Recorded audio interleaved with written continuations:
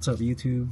So today we're going to try and figure out how to remove the basket from the clutch assembly. So essentially this only works for the 1986 to 1990 models. Harley Davidson requires you to buy a special compression tool, but for most cases we don't have one laying around, or we just don't want to go buy one because they're fairly expensive. They go anywhere from $35 to $100 from what I've seen on Google. Then also you have to order it, and it takes a couple days to actually get the damn tool. So today we went ahead and just went to O'Reilly's and just bought a oil filter tool, which works the same. The diameter is, I think, 3 inches, which is the same as this little area right here to decompress the diaphragm spring. So once you get that in there, it fits perfectly. Like I said, this thing only cost me $8 rather than the 35 or $100 that you're gonna spend on the actual tool for a one-time use, or maybe twice. I don't know, it just depends. So like I said, you could put it in there. It's gonna work nice. You still need your nut, the locking nut in there. So you're just gonna have to thread it in there. And it is a reverse thread, so be careful with that. And I'm pretty sure if you're this far, you kind of already know. Just thread it on there first. You need your 3/4. Do it like this. I guess this is a little easier. 3/4, reverse thread it. It doesn't require a lot of force, but just enough to basically compress the spring. So we'll see if that's enough to even remove it. Yeah, that's enough. So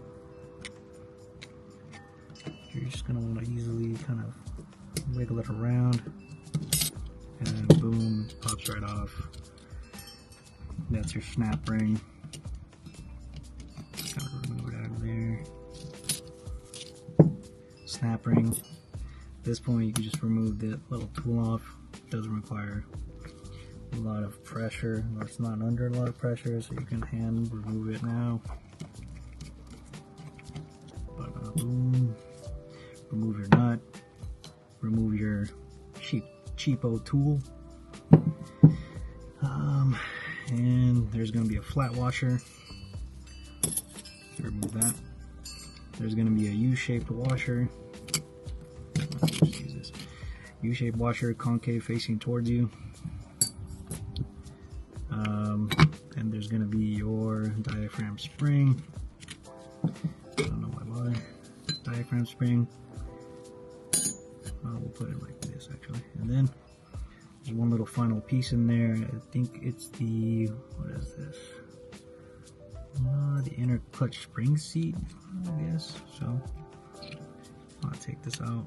Yeah, it's up to you. You don't really have to. But if you want to clean it up, make it look nice, you can take it out. Then at this point you can remove the whole clutch hub, so you can take that out. You need to keep the throwout bearing in there, or else it's just gonna pop right off.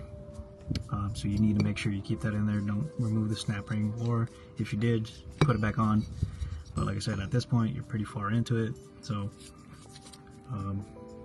yeah, you should know. Put that to the side. And then at this point you can start removing your friction plates, steel plates, and all that good stuff.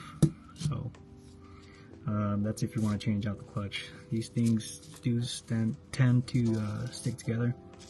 The manual says you're supposed to kind of soak them in transmission oil for about 5 minutes before you put them back on. So just make sure you do that. And at that point you just reverse do it, put it back together. So like I said, put that back on there, this back on there, diaphragm spring, concave facing out, flat washer, and at this point you put this back on there because we need to compress it. Let's do it one more time. And tighten it on there first. It's not under a lot of pressure, so just make sure you're doing it right.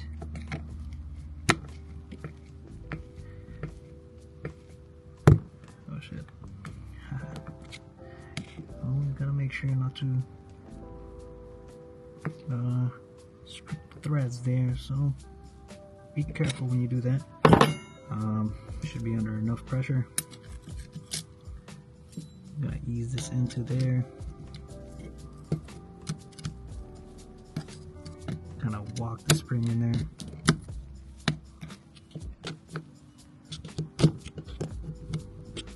And boom, there we go. Alright, cool. So just want to kind of seat it in there correctly. You don't want it snapping at you when you release it.